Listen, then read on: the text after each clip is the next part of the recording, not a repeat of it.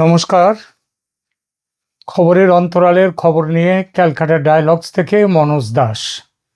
গতকাল ভারত আমেরিকার সম্পর্ক, বাংলাদেশের 12ই ফেব্রুয়ারির নির্বাচন, ইউনূস সরকারের পতন, শেখ হাসিনার অন্তর্বর্তী বা তদারকি সরকারের প্রধান হিসেবে দায়িত্ব গ্রহণের সম্ভাবনা নিয়ে একটি প্রতিবেদন করেছিলাম।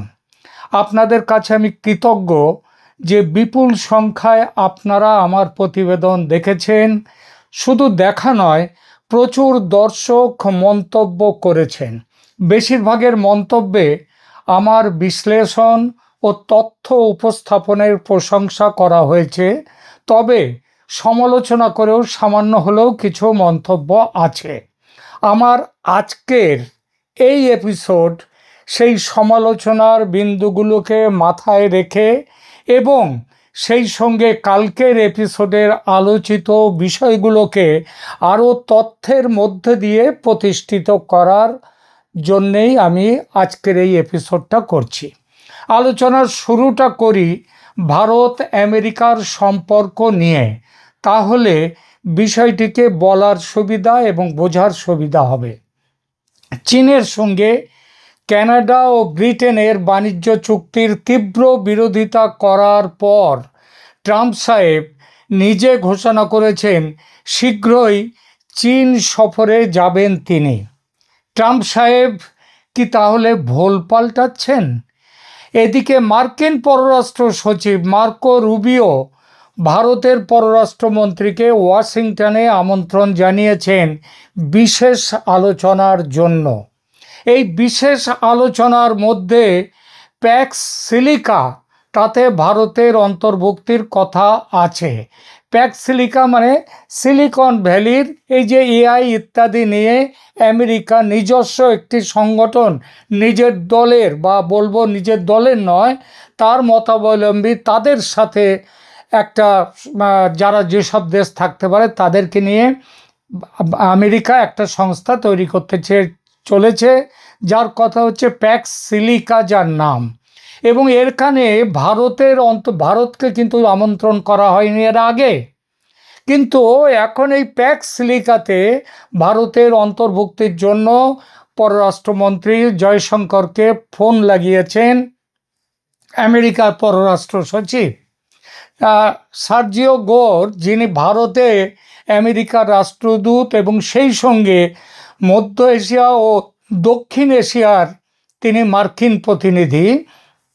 তিনি সেই সার্জিও গোর বলেছেন আগামীতে ভারত আমেরিকার সম্পর্কে নতুন দিগন্ত উন্মোচিত হতে যাচ্ছে। সব দেখে শুনে মনে হচ্ছে এই গত 1 বছরেরও বেশি সময় ধরে যে ভারত বিরোধিতা চলছিল ট্রাম্প সাহেবের, সেখান থেকে ট্রাম্প সাহেব সরে আসতে চাইছেন।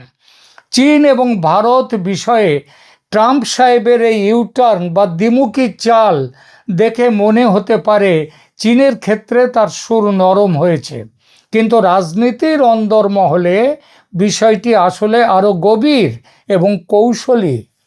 বিষয়টিকে 3টি প্রধান বিন্দুতে বিশ্লেষণ করা যায়। ট্রাম্পের ডিল মেকার কূটনীতি, যেটাকে বলা হয় বন্ধুর বেশে প্রতিদ্বন্দ্বী। ডোনাল্ড ট্রাম্পের চীন বিরোধিতায় কিন্তু আসলে ভাটাও পড়েনি, কোনো লাইন চেঞ্জ হয়নি, বরং তা একটা নতুন মোড় নিয়েছে। মূল উদ্দেশ্য কিন্তু একই জায়গায়।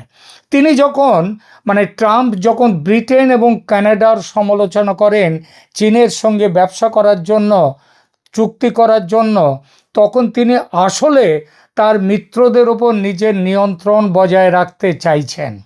আর নিজে যখন চীন সফরের ঘোষণা দিচ্ছেন, সেটা কোনো বন্ধুত্বের খাতিরে নয়, বরং একটা বিগ ডিল বা বড় কোনো চুক্তির লক্ষ্য নিয়ে।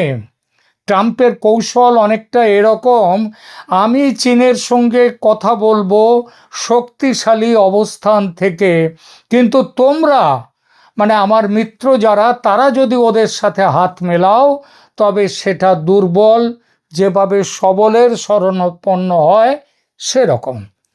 প্যাক্স সিলিকা বা সিলিকন শান্তি বিষয়টি মূলত 21 শতকের ডিজিটাল আয়রন কার্টেন। ট্রাম্প প্রশাসন বুঝতে পেরেছে যে চীনকে প্রযুক্তিগতভাবে কোণঠাসা করতে হলে ভারতকে সঙ্গে রাখা অপরিহার্য। কেন ভারত? কারণ ভারতের বিশাল মেধা সম্পদ, ট্যালেন্ট পুল এবং ক্রমবর্ধমান সেমিকন্ডাক্টর ইকোসিস্টেম। সেই জন্যই ভারতের সাথে এখন তাকে এই প্যাক্স সিলিকাতে আনতেই হবে সমঝোতায়। সার্জিও গোরের কি ভূমিকা? মার্কিন রাষ্ট্রদূত সার্জিও গোরের মন্তব্যটি তাৎপর্যপূর্ণ, কারণ তিনি ভারতকে শুধু একটি বাজার হিসেবে দেখছেন না, বরং একটা টেকনোলজি পার্টনার, টেক পার্টনার হিসেবে দেখছেন। ভারতকে এই জোটে অন্তর্ভুক্ত করার অর্থ হলো ভবিষ্যতের কৃত্রিম বুদ্ধিমত্তা এবং চিপ তৈরির সাপ্লাই চেনে চীনের একাধিপত্য খর্ব করা। ভারতের গুরুত্ব তাহলে কিভাবে দিচ্ছেন আমেরিকা? মার্কিন পররাষ্ট্রমন্ত্রী মার্কো রুবিও যখন জয়শঙ্করকে আমন্ত্রণ জানান, তখন আলোচনার টেবিলে শুধু বাণিজ্য থাকে না, থাকে ভূ রাজনীতি, এই উপমহাদেশের রাজনীতি এবং তার সঙ্গে সারা বিশ্বের রাজনীতি। ট্রাম্প জানেন যে মোদি সরকারের সাথে তার ব্যক্তিগত সুসম্পর্ক কাজে লাগিয়ে তিনি এশিয়ায় চীনের প্রভাব কমাতে পারবেন। এছাড়া অন্য কোনো পথ নেই তার সামনে। তাই একদিকে তিনি চীনের ওপর শুল্কের খড়গ খাঁড়া ঝুলিয়ে রেখেছেন, আর অন্যদিকে ভারতকে প্রযুক্তির হাই টেবিলে জায়গা দেওয়ার আমন্ত্রণ জানিয়েছেন। বুঝলেন? পুরো বিষয়টা একটা দাবার চাল। সংক্ষেপে বলতে গেলে ট্রাম্প যে রাস্তা পাল্টেছেন তা নয়, কিন্তু ভারতের ক্ষেত্রে তিনি অত্যন্ত বাস্তববাদী হয়ে উঠেছেন।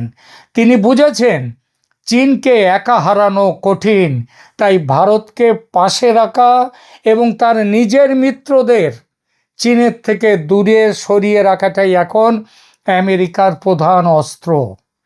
এই প্রেক্ষিতে প্রশ্ন ওঠে, উপমহাদেশের ভূ রাজনীতিতে কী ধরনের পরিবর্তন তাহলে আসতে চলেছে? আমেরিকা কি এবার বাধ্য হবে বাংলাদেশ বিষয়ে ভারতের মতামতকে গুরুত্ব দিতে? ভারতের অন্যতম দাবি হলো নির্বাচন করতে হবে আওয়ামী লীগকে নিয়ে এবং নিরপেক্ষ তদারকি সরকারের অধীনে। এই দুটো বিষয় কি হবে তাহলে? দেখুন, 2026 সালে দাঁড়িয়ে আমরা দেখছি যে ডোনাল্ড ট্রাম্পের আমেরিকা ফার্স্ট নীতি এবং ভারতের স্ট্র্যাটেজিক অটোনমি, অর্থাৎ আমি রাশিয়ার দিকেও নয়, আমেরিকার দিকেও নই, আমি রাশিয়ারও বিপক্ষে নই, আমেরিকারও বিপক্ষে নেই। আমি আমার নিজের স্বার্থ দেখে কোথায় কি করতে হবে আমি সেটা করব। এবং এই যে ভারতের স্ট্র্যাটেজিক অটোনমি এবং আমেরিকার ফার্স্ট নীতি, এরা একে অপরের পরিপূরক হয়ে উঠেছে। বাংলাদেশ ইস্যুতে আমেরিকার অবস্থানে যে পরিবর্তন আসার সম্ভাবনা তৈরি হতে চলেছে, এই পরিবর্তন বাস্তবায়ন তার পেছনে 3টে জোরালো কারণ আছে। প্রথমত হচ্ছে স্থিতিশীলতা বনাম গণতন্ত্রের পরীক্ষা। জো বাইডেন প্রশাসনের সময় আমেরিকার নীতি ছিল মূলত গণতান্ত্রিক ও মানবাধিকার কেন্দ্রিক, কিন্তু ট্রাম্প প্রশাসনের দৃষ্টিভঙ্গি অনেক বেশি বাস্তববাদী বা প্র্যাগম্যাটিক। ট্রাম্পের কাছে দক্ষিণ এশিয়ায় ভারতের চেয়ে বড় কোনো মিত্র নেই। ভারত বরাবরই বলে আসছে যে আওয়ামী লীগকে বাইরে রেখে নির্বাচন করলে বাংলাদেশে রাজনৈতিক শূন্যতা তৈরি হবে, যা চরমপন্থী গোষ্ঠীগুলোর জন্য বড় সুযোগ এনে দিতে পারে এবং দিচ্ছে।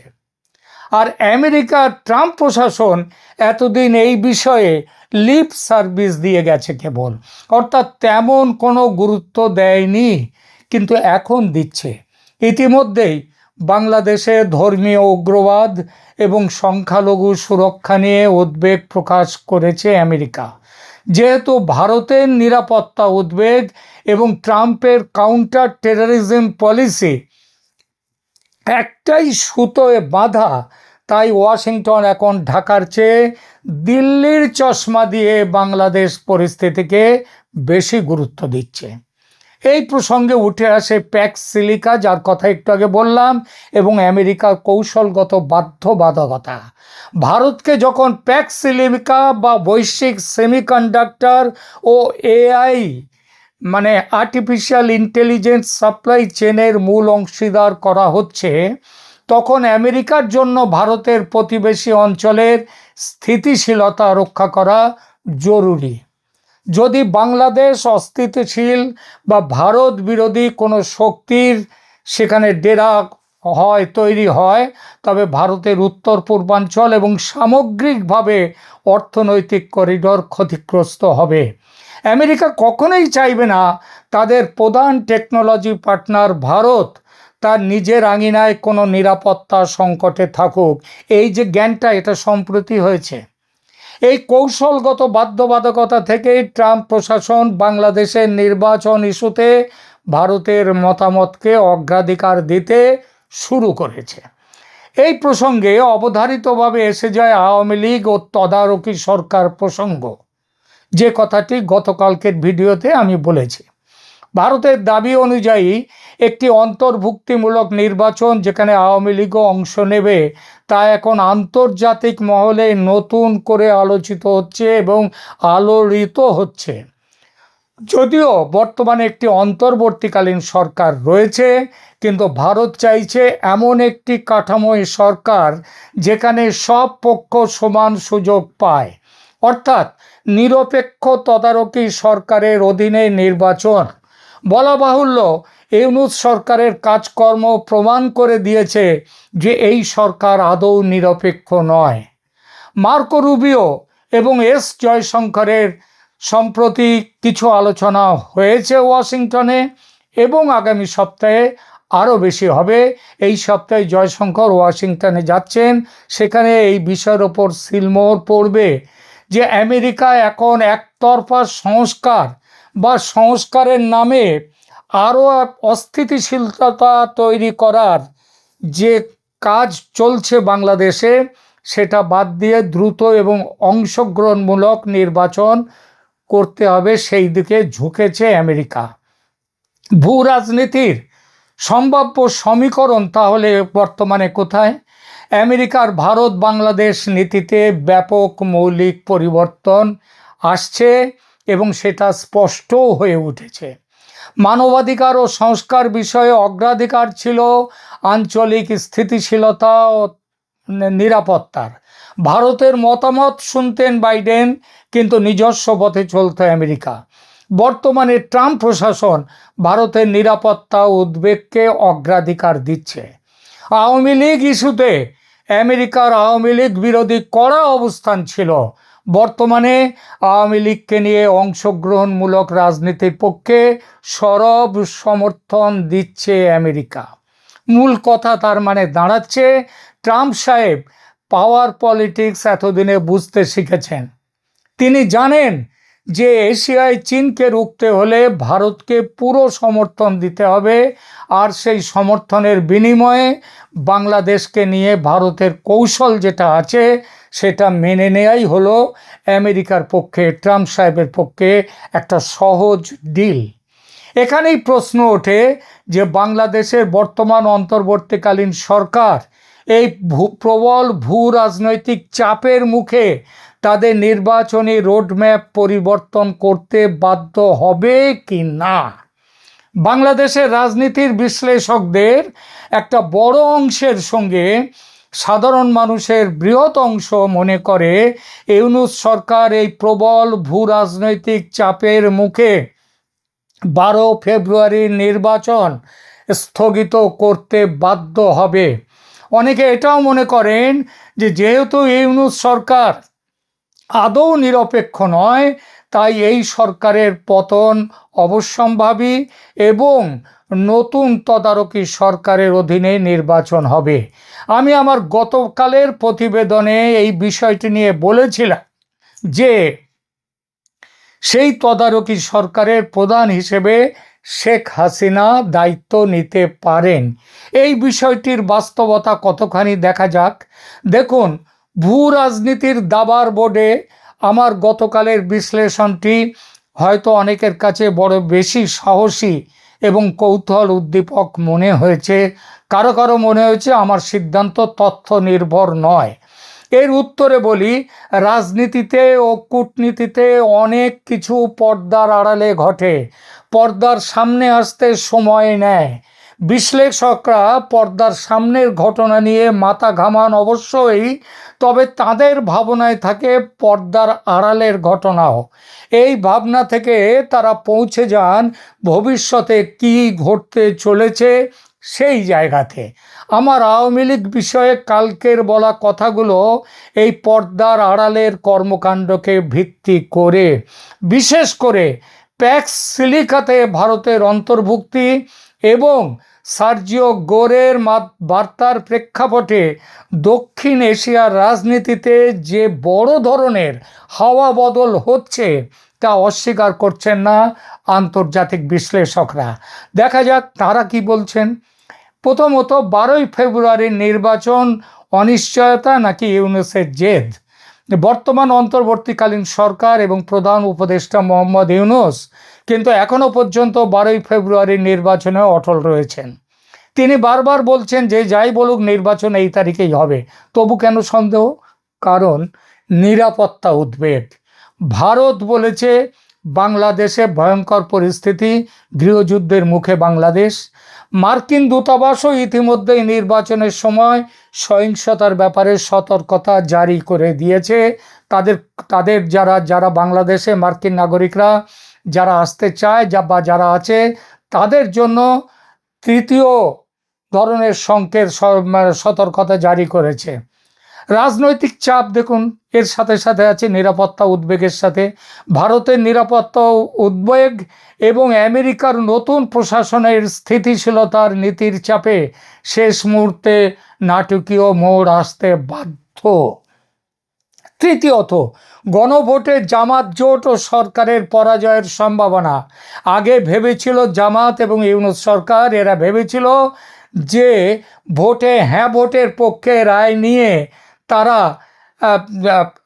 এখানে রাজত্ব চালিয়ে যাবে। বাংলাদেশের খ্যাতনামা সামাজিক মাধ্যম মানচিত্র 45,000 প্লাস মানুষের অংশগ্রহণে একটি বড়সড় জরিপ প্রকাশ করেছে, যেখানে 90% মানুষ হ্যাঁ ভোটের বিরোধিতা করেছে। অর্থাৎ জুলাই সনদ গৃহীত হচ্ছে না।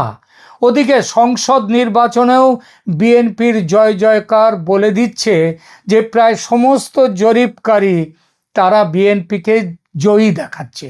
তাহলে ভোট করে কেন নিজের বিপদ ডেকে নিয়ে আসা? সুতরাং নির্বাচন স্থগিতের ব্যাপক সম্ভাবনা। দ্বিতীয়ত, শেখ হাসিনার প্রত্যাবর্তন। এটি একটি জটিল সমীকরণ। শেখ হাসিনার দ্রুত দেশে ফেরার যে সম্ভাবনার কথা গতকাল বলেছি এবং শেখ হাসিনা নতুন তদারকি সরকারের প্রধান হিসেবে ফিরবেন বলে যা বলেছি তা বর্তমানে রাজনৈতিক ও আইনগতভাবে কঠিন মনে হতেই পারে অনেকের কাছে, বিশেষ করে আইনি বাধার কারণে, তার উপরে দেয়া মৃত্যুদণ্ডের কারণে।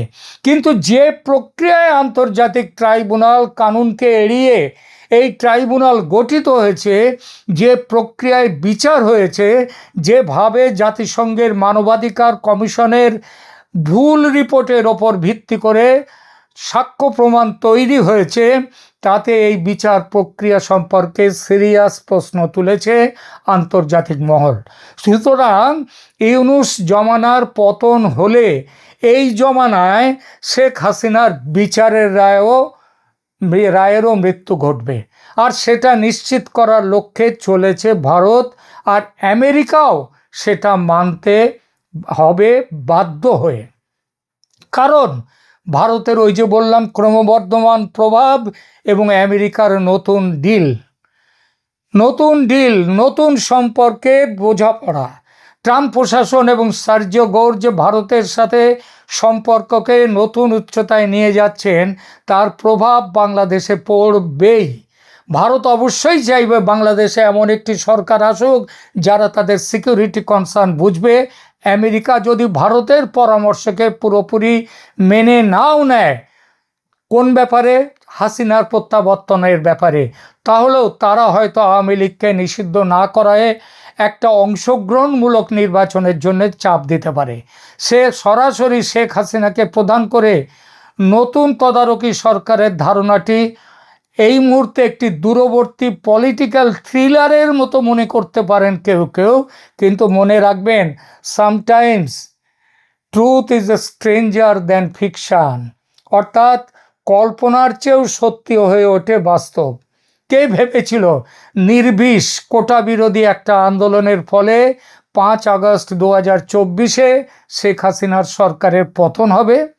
দেখুন, ভূ রাজনীতিতে অসম্ভব বলে কিছু নেই, তবে বর্তমান প্রেক্ষাপটে ইউনূস সরকারের পতন বা শেখ হাসিনার ফেরা দুটোই নির্ভর করবে বাংলাদেশের অভ্যন্তরীণ শান্তি শৃঙ্খলার ওপর।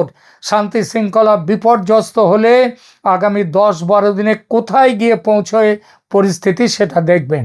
আর ভারতের সাথে ট্রাম্পের কৌশলগত লেনদেনের ওপরও এটা নির্ভর করছে।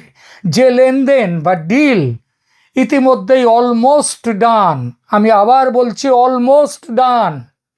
সুতরাং 12 ফেব্রুয়ারি ভোট হচ্ছে না, ইউনূস যাচ্ছেন, নতুন তত্ত্বাবধায়ক সরকার আসছে এবং সে সরকারের প্রধান হচ্ছেন এখনো দেশের আইনগতভাবে ডিজুরে প্রধানমন্ত্রী যিনি আছেন সেই শেখ হাসিনা।